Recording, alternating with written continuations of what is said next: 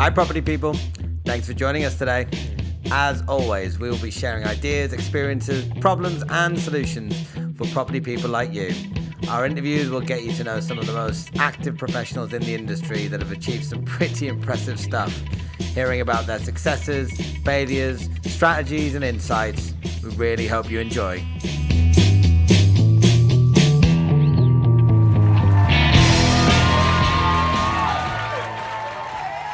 Hi, everybody. Today I was joined by Lexie Carducci. She is a relocation agent, sourcing agent, pretty much an estate agent, but on the buy side.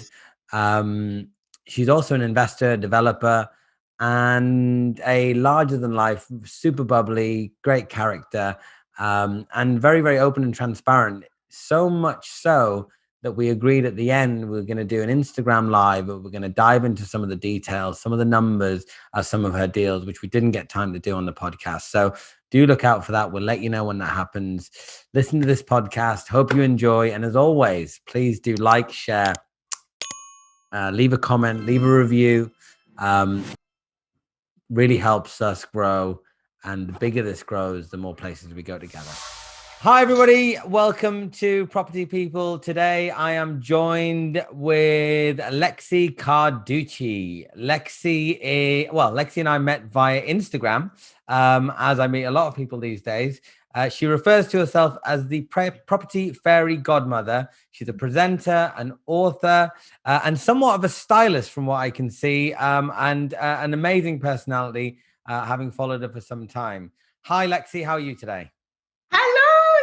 I'm really, really good. Thank you. Thank you so much, first of all, for having me on and that wonderful intro. I love it. And big up the gram. Like, I feel like that is how so many property people connect. So it's so lovely to meet people like yourself. And when we were talking just a minute ago, like I watched Rosie's interview and I was just like, I click with her so much. So I've got to give her a nice follow and I'll drop her a message later. You've got some awesome people on your channel and I'm so pleased to be one of them. So thank you. No, that's what it's all about. It's all about connecting people. I think the social and the digital world is all about bringing people together and knowing that we actually have more similarities than not, and those things that aren't similar about us actually open us to a new world. So I'm very pleased to hear that you've already been benefiting from the channel. But today, really, I wanted to dive into a little bit deeper to get to know you. And get everybody to get to know you and your property story and journey so far. But where it all began at school, were you as larger than life and bubbly and such a fantastic smile as you do have today? Did you always think you'd get into You're property? Too kind.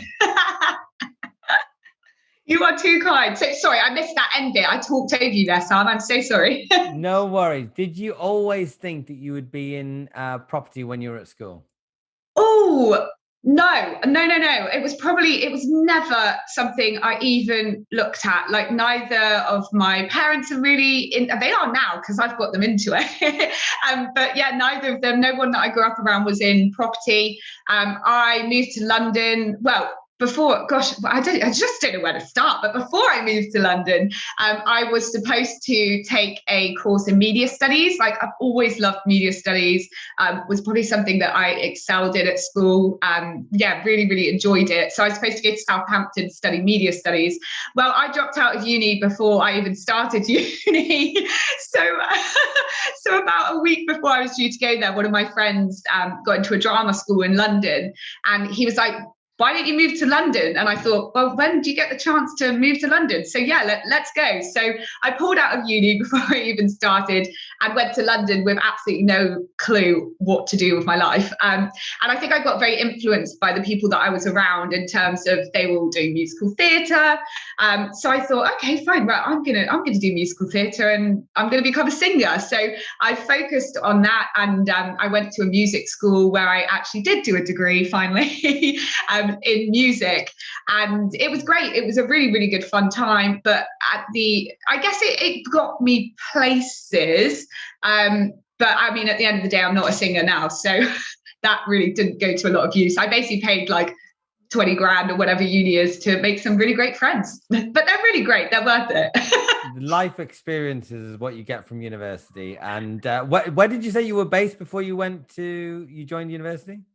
So I was based in Devon. So I grew up in Torquay in Devon by the seaside, which was lovely. Okay. And, I go back there quite a lot. I was there last week. Really, really, it's just beautiful. And I think that's my dog, Barley. Oh, we've got another visitor on the podcast today. Yeah, this is just to drop Barley in there. This is Barley. I'm sorry, just saying hello to someone that has just arrived at mine, but that's totally fine. Yeah, this is Barley. She's my best friend.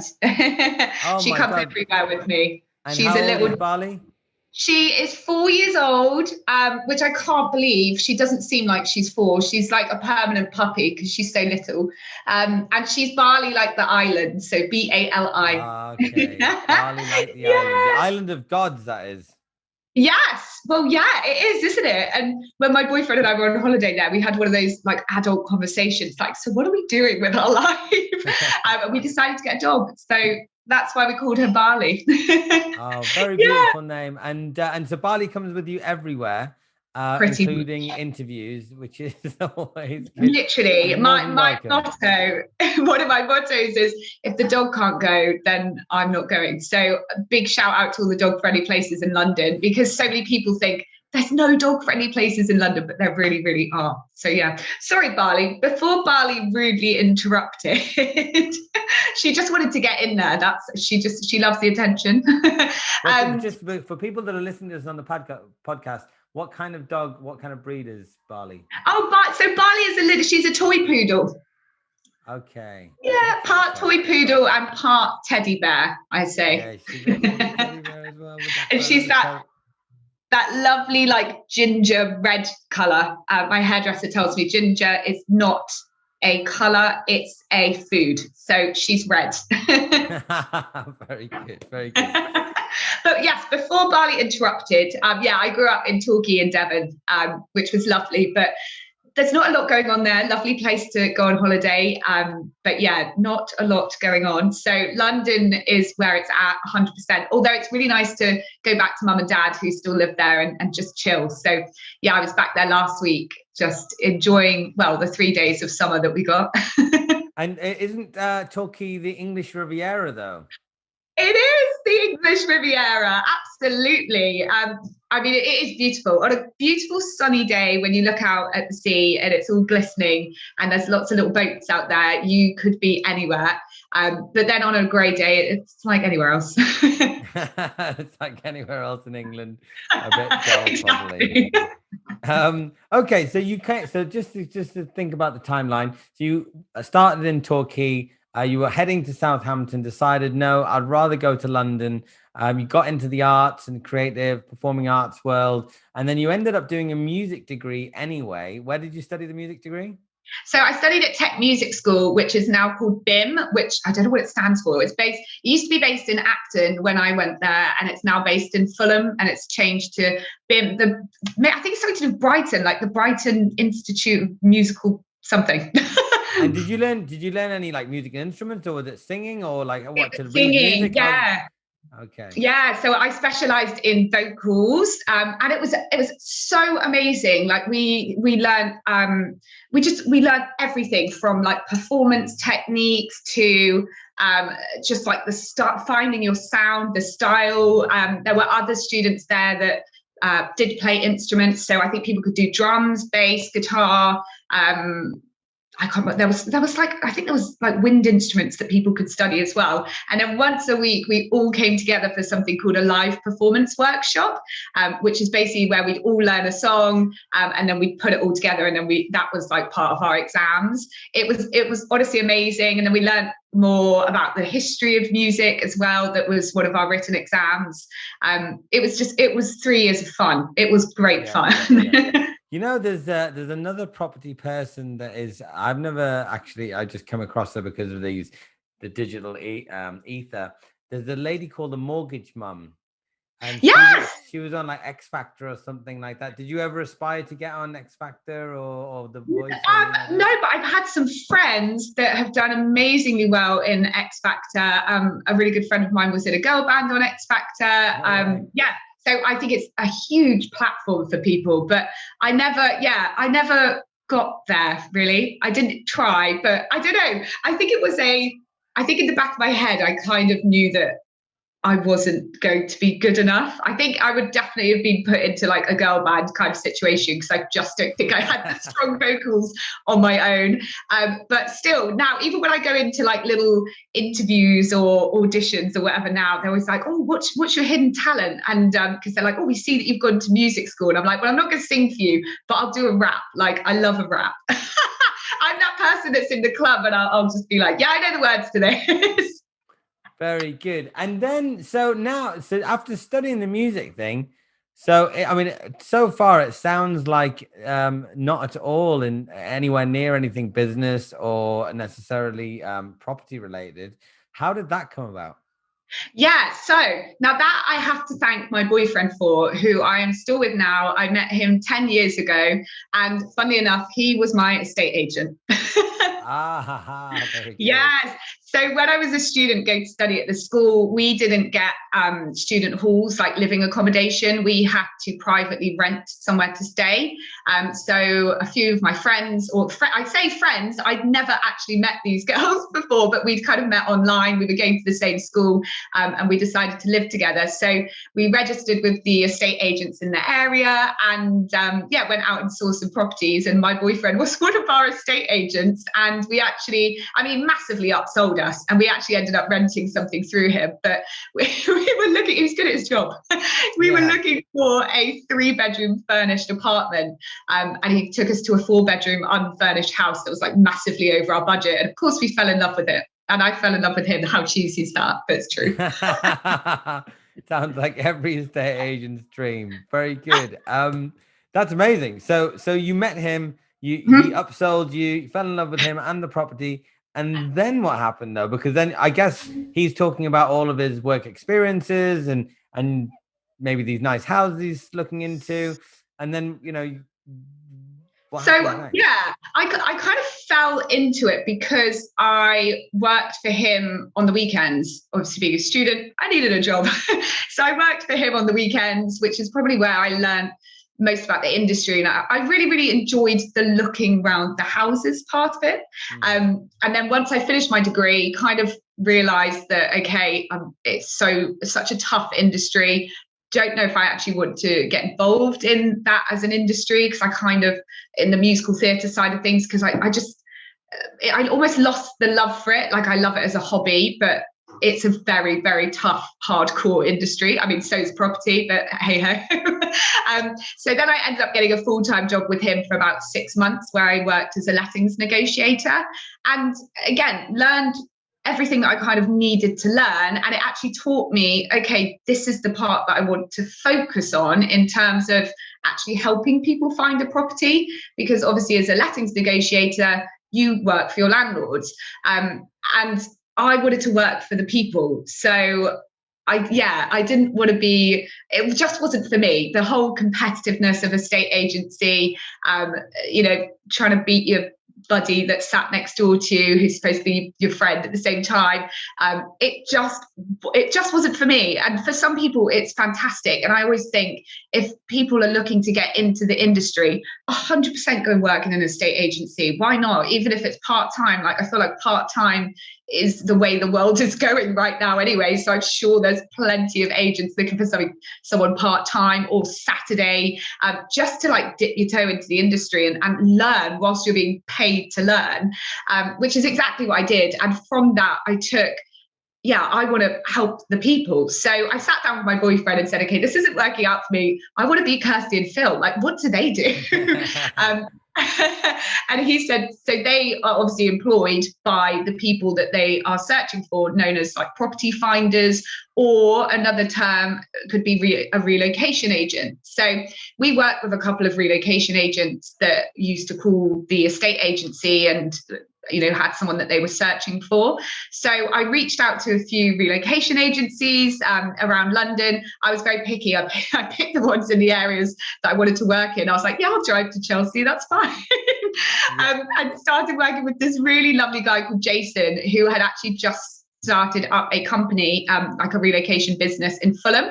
And he'd come from recruitment. This was kind of new to him, and he was just starting the business. And he was like, great, I kind of need someone that has done something in the lettings world, but maybe wants to focus more on this. So it was just, when timing is just perfect, it just worked out so well. And I literally went to have a coffee with him. It was a chilled meeting, and we got on so well. And yeah, I worked for him for 3 years doing everything, building the company up from like nothing to securing one of the biggest kind of contracts with a huge social media company who I can't name, but I mean, there's only a handful of them out there, and it will be one of those that you're thinking of, which is amazing. And I still do bits of work for him now. And I did everything from securing business to all like the accounts to employing other people. We employed my cousin who came to work for us when he moved to London. Then we employed one of his friends.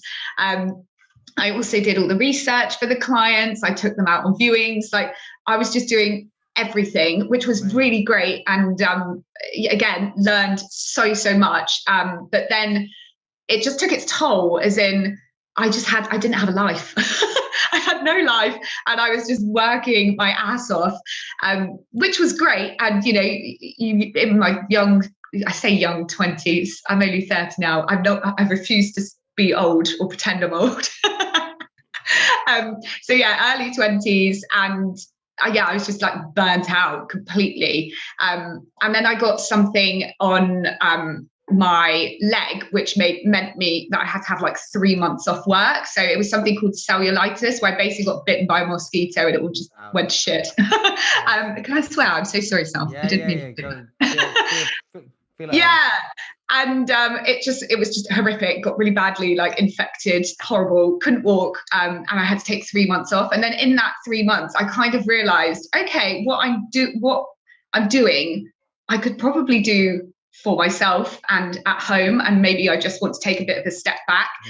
So I just had a really honest conversation with the guy that I was working for, and I think it probably was going to go one of two ways. Like, either I invested into his business and we went into it as maybe like a bit of a partnership, or I took a step back and started working for myself freelance.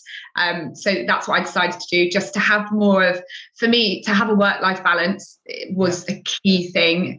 So yeah, that's the next step that I took. Wow, amazing. So you've gone from the sell side as the typical estate agent, which is kind of where I started out as well. And as you say, I think it's a great way for people to get involved in property at the on the bottom rung and get paid for their time. And then you decided very quickly that you wanted to actually be on the buy side, which personally I also agree with in terms of my appetite. I prefer being on the buy side than the sell side. And that's why I kind of evolved into an investor developer. So you were kind of like, actually, I want to help, like a sourcing agent, a buying agent, or a relocation agent, as they call them, in a variety of different names. You set up a business alongside somebody else who'd actually never done it before, and then actually went into a freelance position. And is that what you're still doing today? Yeah, so that is my main, like, well, I don't call it 9 to 5 because it's not a 9 to 5, but that's my main job. That's my bread and butter, exactly. And I think so many people, it's a really like important thing to hammer home, is that so many people will say to me, oh, but you develop properties on the side, so why, you must get money from that. Why do you still work? Well, I guess all any money I've ever earned from property developing goes straight back into another deal. So there's nothing coming to me. It's not hanging around. It's going straight back in and reinvested. And then B, oh my God, I forgot what B was going to be, but let me think.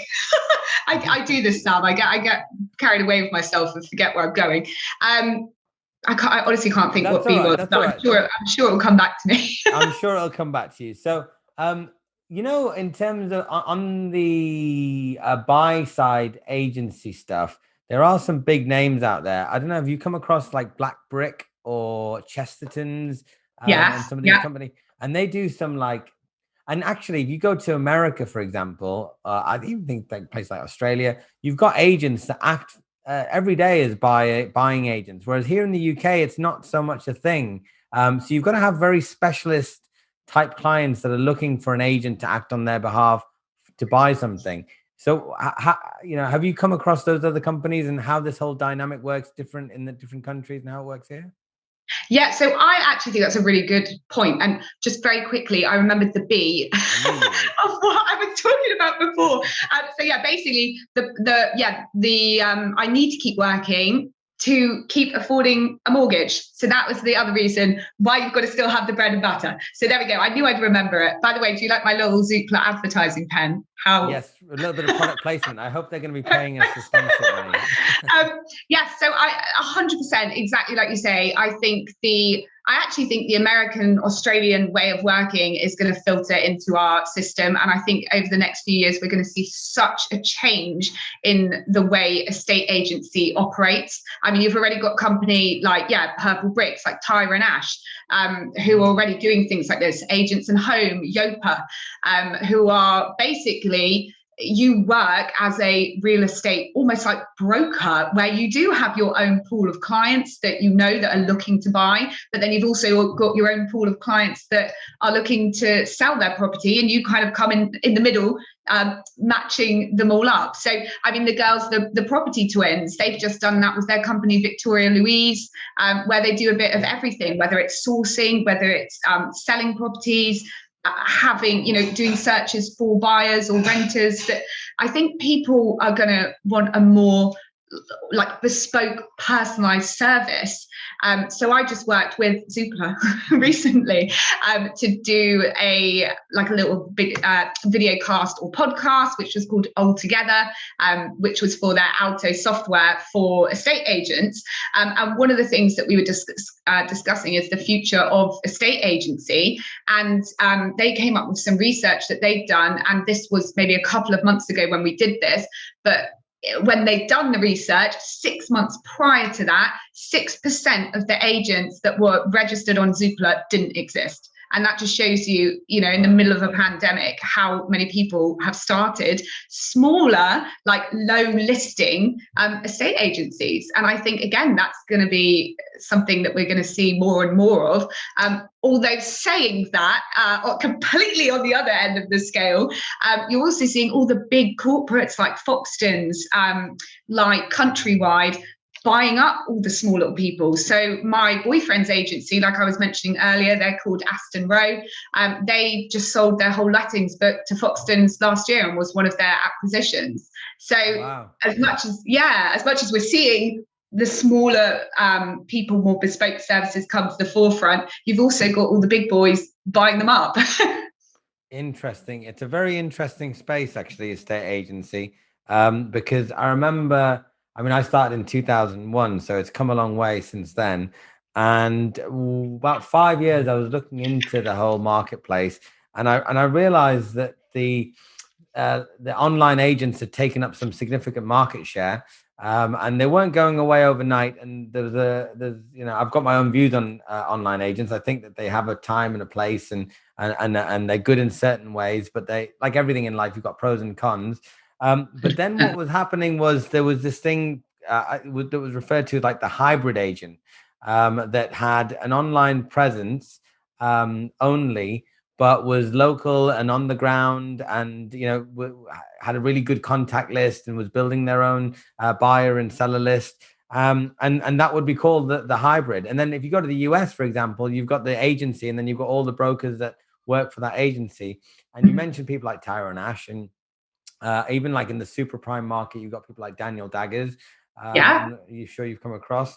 They're going down a more nuevo approach to the whole agency, and which is exactly what you're part of.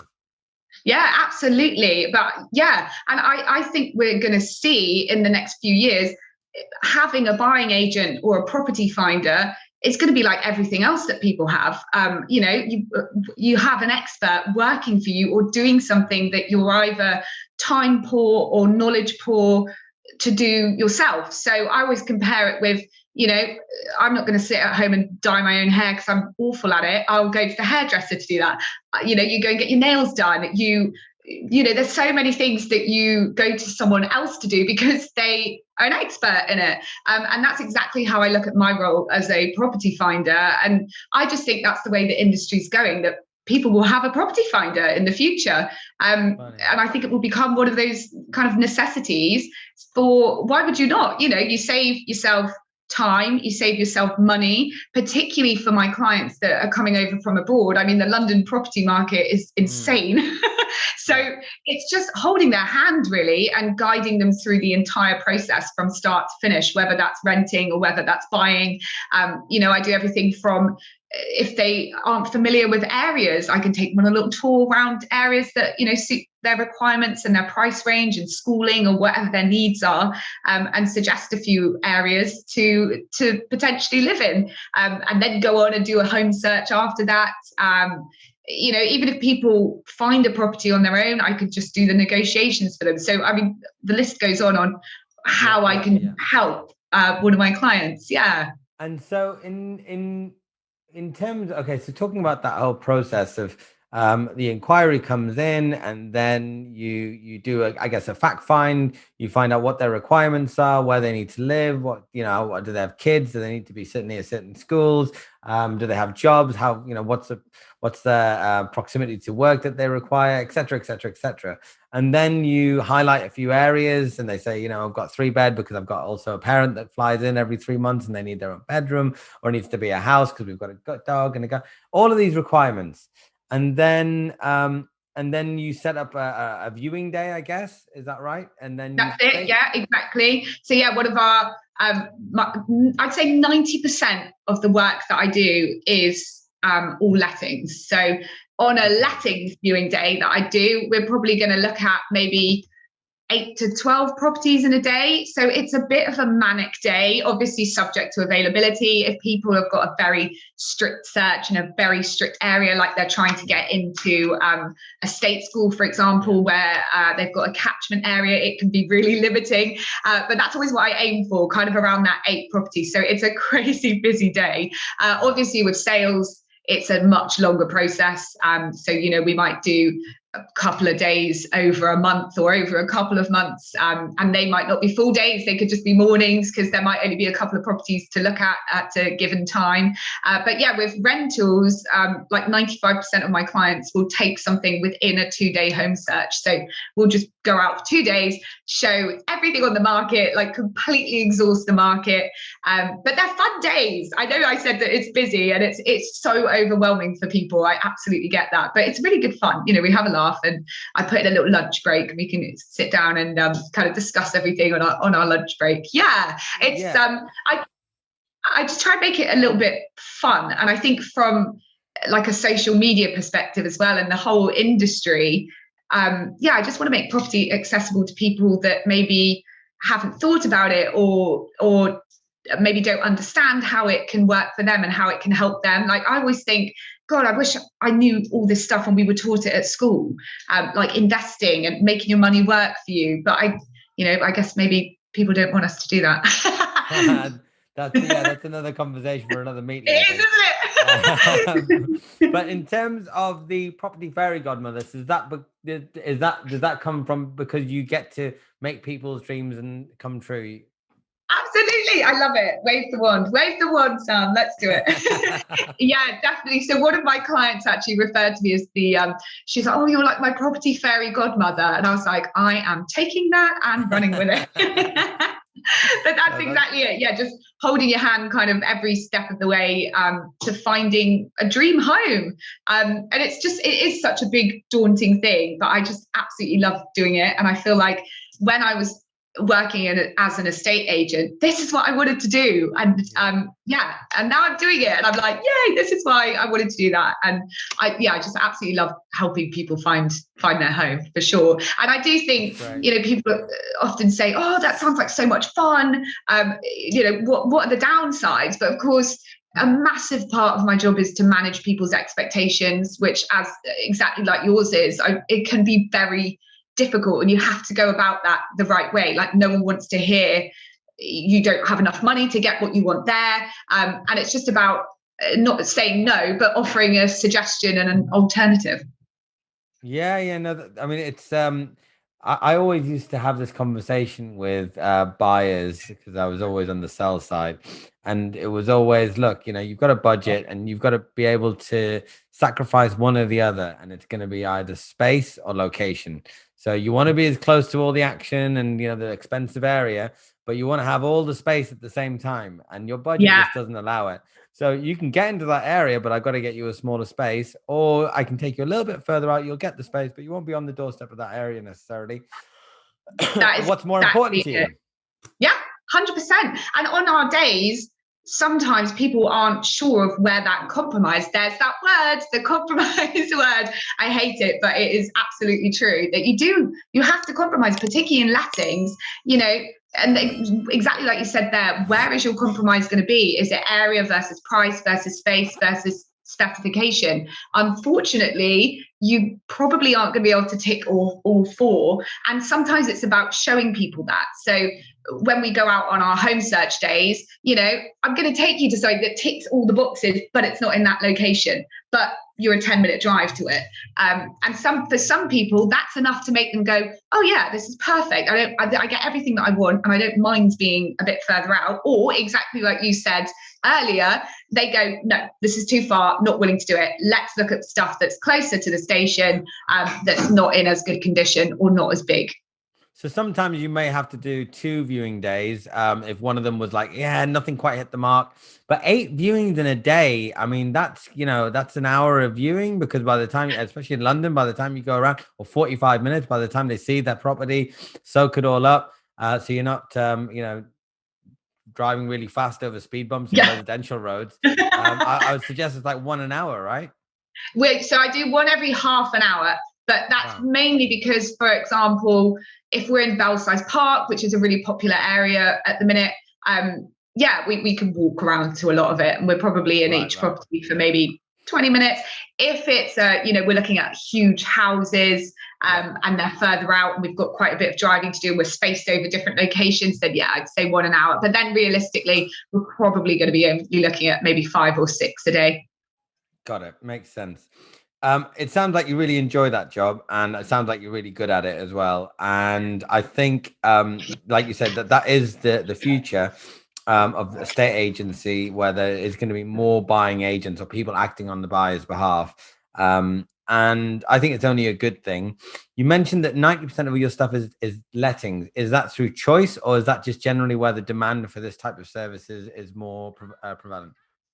Probably, I think it's because most of my business comes from word of mouth. So a lot of the time, I maybe am passed a job from a bigger, one of the big corporate companies that I work for, and of course they're all going to be lettings for people that are coming over on like 2-year contracts. And then often what happens is those people will tell their friends or anyone else that's moving to London about this service, and then their friends would maybe book in with me to either do rentals or sales. And then that same person, when they move in 2 years, if they decide to stay in London and rent or buy, a lot of them then decide to buy once they've been here for a couple of years, and then I will help them with that. So a lot of where it's passed around word of mouth, and a lot of the corporate companies that I get, that's really why it's majority lettings. So yeah, most of my buying clients are clients that I've previously helped let something. Very, very good. Repeat business and word of mouth business is always the best business. Oh, do you not think that in this industry, in the property industry, word of mouth just goes such a long way, doesn't it? 100%, 100%. So, in terms of your ability to be like a presenter, and the whole media studies background, etc., performing arts, how has that helped you in your property business and your property journey? Yeah, so the presenting thing is probably my end goal. I love property. I really enjoy presenting. And actually, I got my presenting job. 2 seconds, Sam, hang on. Are you right? Yeah, that can, yeah, perfect. Thank you so much. Sorry, Sam. My, yeah. Oh, just trying to tidy up my life, to be honest. That's what's happening right now. I got back from Devon on Saturday, and I still haven't unpacked. And I'm going back to Devon on Friday. So I think I'm just not going to unpack and just take the same suitcase. Yeah. I'm sorry, Sam. God, what was the question again? So how has the presenting, performing Oh yes, arts, the all of that sort of presenting. thing helping in your property adventures? Yeah, so I look at my I guess it's all come from Instagram, not gonna lie. Like social media has played a massive part in the work that I've got in property presenting roles. And I treat my Instagram now basically like my CV. So I will put out property related content. I've got like a couple of series on there, like the how to sell your home or sell or rent your home. I've got Lexie's London locations, and yeah, I've tried to put together some little tips and tricks videos and things like that that will showcase my knowledge of property, but also combine it with my kind of passion for presenting as well. And I guess my end goal is to blend those two things together and do some form of like TV property presenting, which is my new end goal, my new project, which is, yeah, really, really good fun. But of course, using social media, you can meet so many people. I mean, the work that I just did for Zoopla and Alto all came about from social media. So yeah, doing like property tours for agents and collaborating with different agents. I've done a lot of that from social media as well, which has been really good fun. So yeah, and I guess the presenting stuff actually came about from my music degree, because I went to the same school as Dev from Radio 1.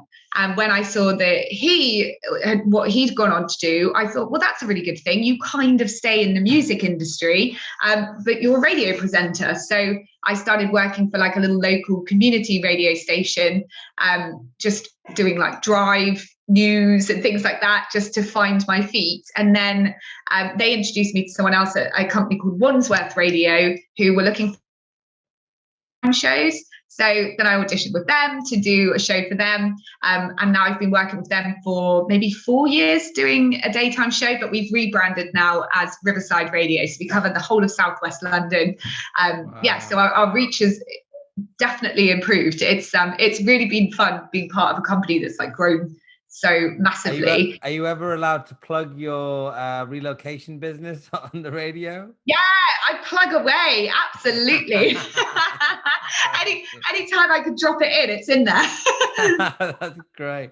No, I think, you know what, this is what life is all about, and business is all about. It's about finding different channels, different avenues, different skills that can all complement you to make a living and live your best life, I guess, and really enjoy the work that you do. Because I'm a firm believer that I've said time and time again, if you love what you do, you'll never work a day in your life. And what you seem to be doing is bringing all the things that you really enjoy and trying to get them to weave them in together to make them work for you, and so you can enjoy yourself. I think it's great.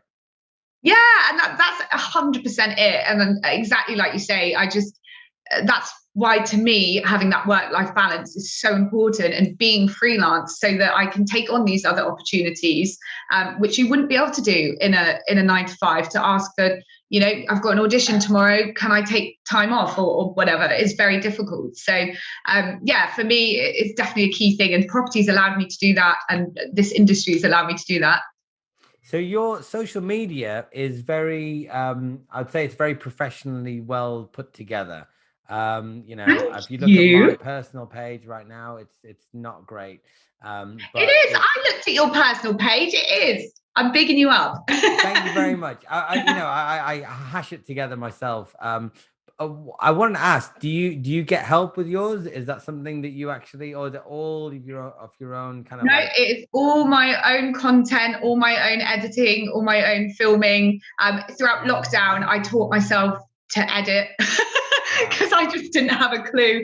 And I do it so basically. So for anyone that was thinking of starting any kind of like YouTube channel or anything like that, you could do some really basic editing courses using YouTube, and just like free apps. I mean, I use like InShot on my phone. I was about to say InShot, because I was at literally dinner last night, and this friend of mine, she showed me this app. She was like, InShot, everything you need is on InShot. Everything. It's brilliant, and so good for like reels nowadays. And I go overboard with it though, because I'm like, oh yeah, let's put this effect in. Oh, this edit, like oh. So to anyone watching it, it's probably like, for God's sake, too many edits. What about things like TikTok and LinkedIn? Because obviously very, very different platforms, but Yeah. generally quite good organic reach on both of them. Are you also active on those? Absolutely. Well, TikTok, I just haven't got my head around it. But I feel like Instagram is I use Instagram because it does everything. You've got the reels, which let's face it, are basically kind of like TikTok. Yeah. You've got IGTV, which is like YouTube. You've got your pictures on there, which is like Pinterest. So I just feel like it just brings everything together. But yeah, cool. LinkedIn, I will post stuff on there as well. And I think LinkedIn's so good for connecting more business wise, and maybe the people that you wouldn't approach on social media, you could approach on LinkedIn. And it, particularly if they've got like just a personal account on Instagram, you don't want to seem like a stalker. Although I totally am. I will hold my hands up to that. Well, no, you know what? It brings people together because you see people that are active, and it's kind of how I think your profile caught my attention, and the reason why we're doing this today. So it does work. Now, there you go, my CV. yeah, absolutely. It is the modern day CV, the digital CV, right? If you Google someone, they say that pretty much says who you are, right? Definitely. What I wanted to touch on as well was the investment side of things, because you mentioned it very briefly so far, and that is that you also are actively buying properties and some sort of value add, and then either selling or renting. So I just wanted you to touch on kind of what you're doing with these acquisitions. Absolutely, yes. So my partner and I also invest in property on the side. So most of our stuff we've actually held on to. So we've done, I guess our strategy is always going to be the buy, refurbish, refinance, and then decide whether we're going to sell it or hold on to it, depending on what the market's like. So we never really have like an end game plan, but I guess our end game plan is buy, refurbish, refinance, and then decide, okay, what we're going to do with this. Are we going to hold it, rent it out, or we're going to sell it? Most of the stuff we've actually just ended up holding on to because we feel like it will appreciate further over time, and we can more than cover the mortgage in the rent that we're going to get. So yeah, that's what we've ended up doing. And actually, my very first property that I bought on my own was a buy-to-let. So and I think it's such a good thing that people don't think of, because it allows you to still live and rent where you maybe want to live if you're not ready to move out of the city, but you've got a step on the property ladder. So we were living in Notting Hill, like Holland Park at the time, and we just absolutely loved it. But we couldn't afford to buy there. I don't think I could still afford to buy there. So we actually invested in something in Acton, which was, I actually got this one on my own, which was a tiny little one. Well, it's about a 47, maybe 50 square meter, 1-bedroom flat. But it was kind of ready to go. It needed a little like sprucing up, like new furniture and whatever put into it. And then we just rented it out, which was my first property that I ever bought. Wasn't for myself, it was an investment. And actually further down the line,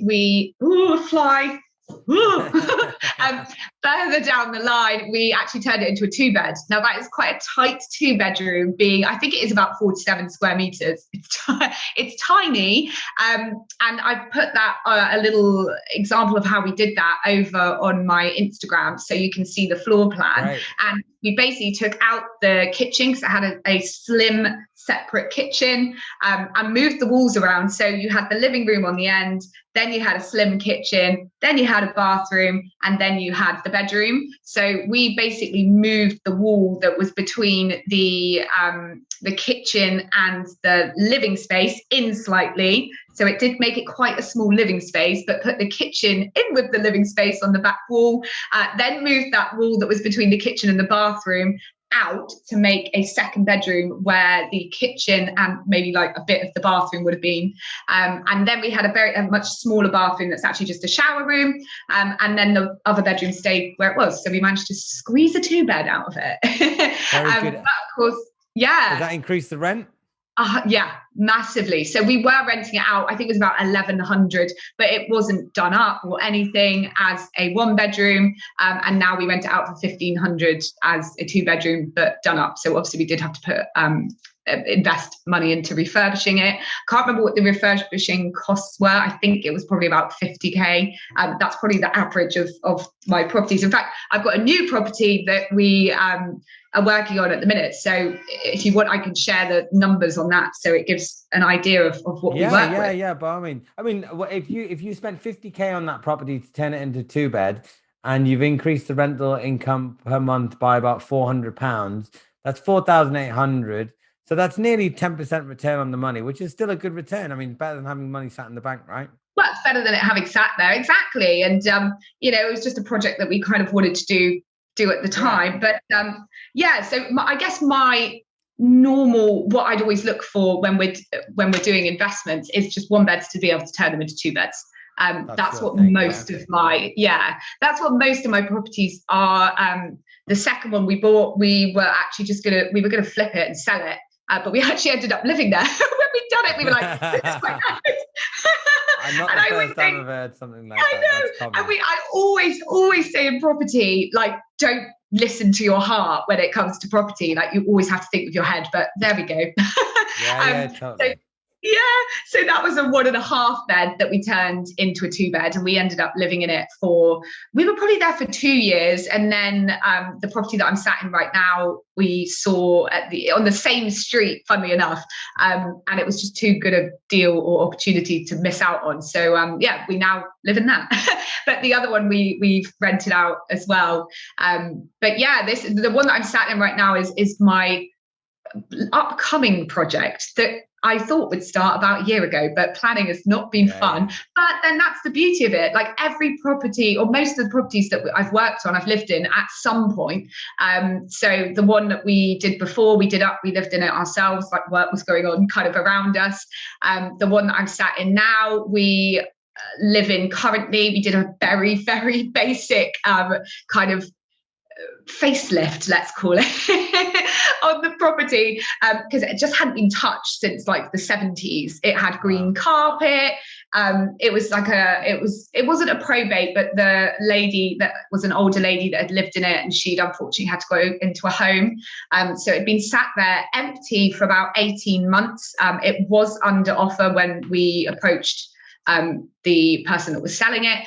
But it was under offer with a developer who had it under offer subject to planning, and had just taken 18 months to go through planning. Obviously, the vendor had got a little bit annoyed because they don't have their money and it's been dragging on. So we just said, look, we'll come in for less money, but we'll buy it now. We live down the road. We love the area. We're going to live in it ourselves, maybe see if we can do development on it at some point in time.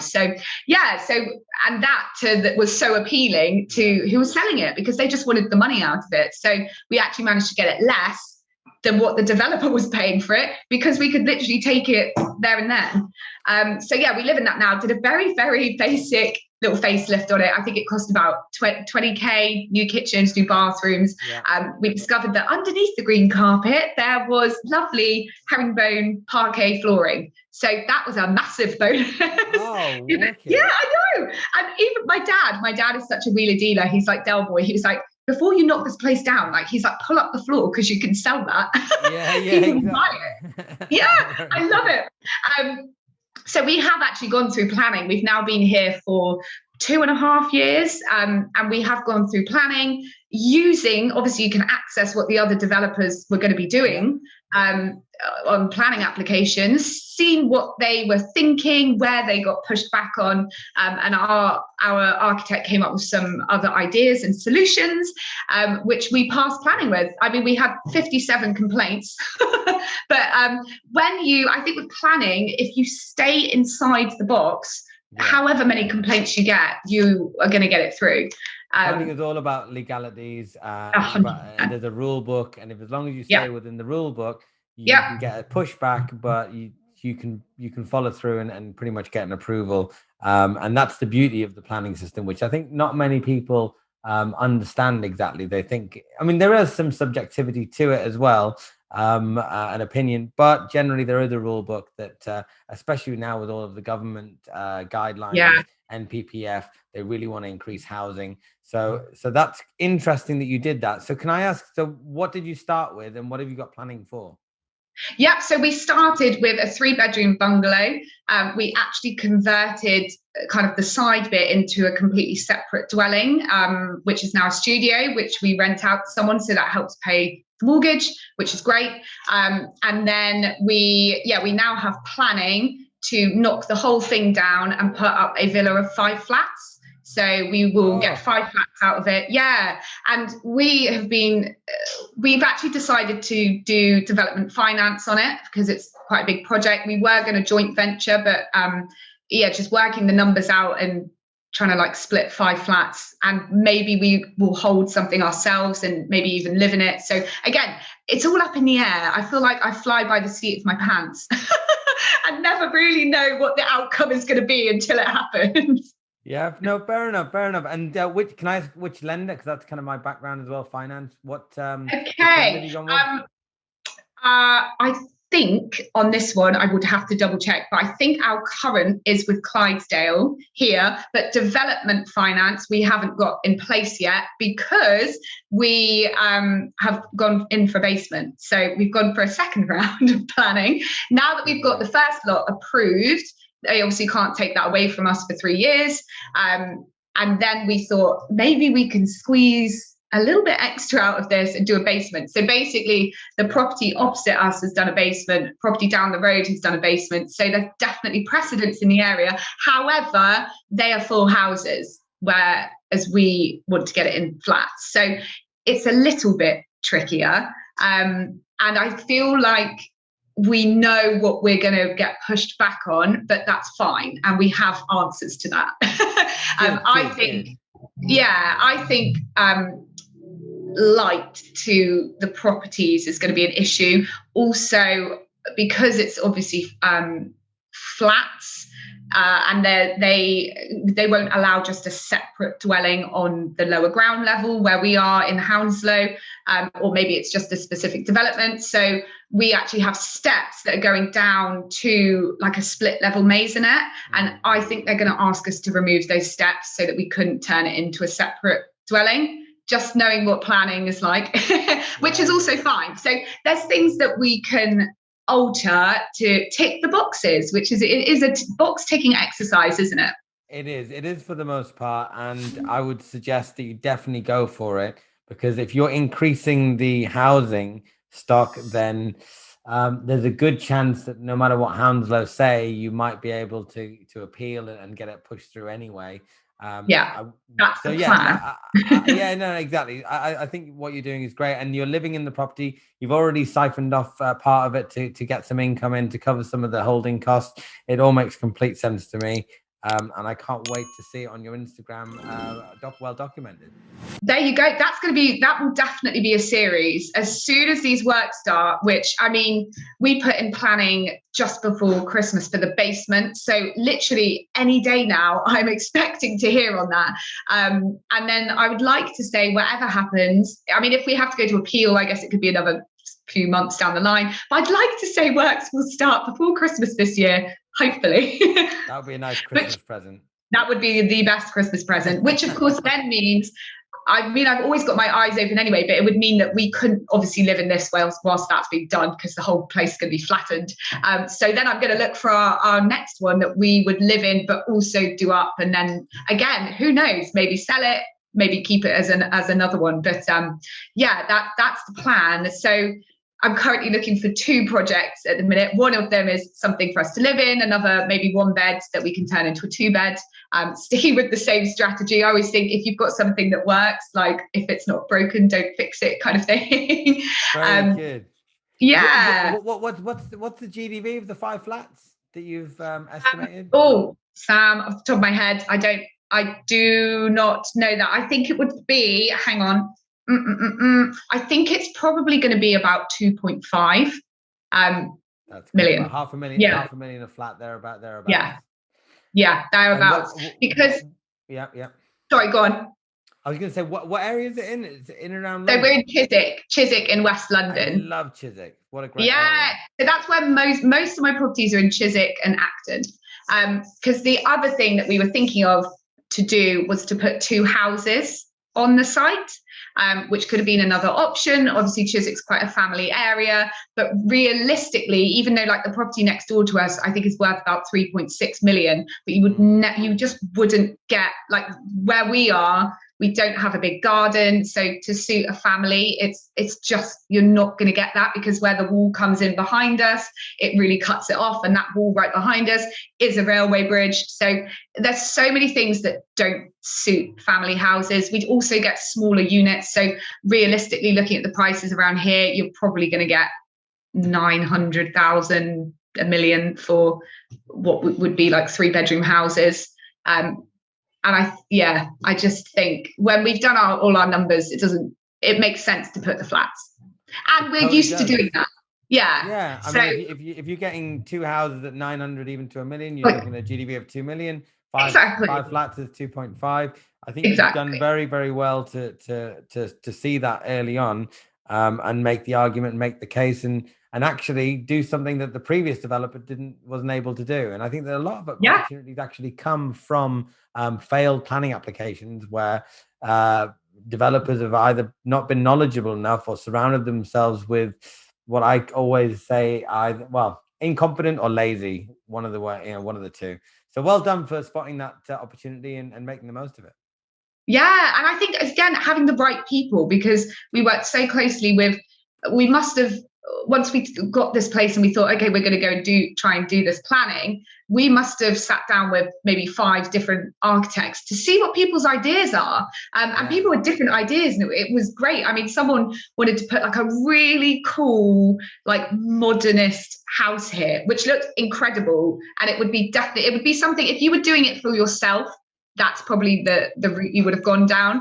But yeah, again, it's just one dwelling here. It didn't make sense really when we knew what we could get. And we're so used to doing flats. So we've got another property that we've just completed that's further up the road that was a 4-bedroom house that we bought for, I think it was 900,000, but again, needed everything doing to it. And we actually turned that into 4 flats, and had that revalued at, I think it was 2.3.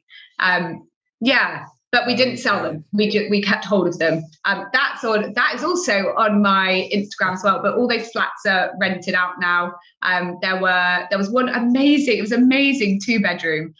Was really, really lovely. I would have lived in that myself, 100%. It was so cute. But yeah, that wasn't quite the right one for me. This is all great. I mean, honestly, you're quite clearly a property person. Everything from agency to the buying and selling side that you've done, through to investment, development, planning, and you do it with such enthusiasm.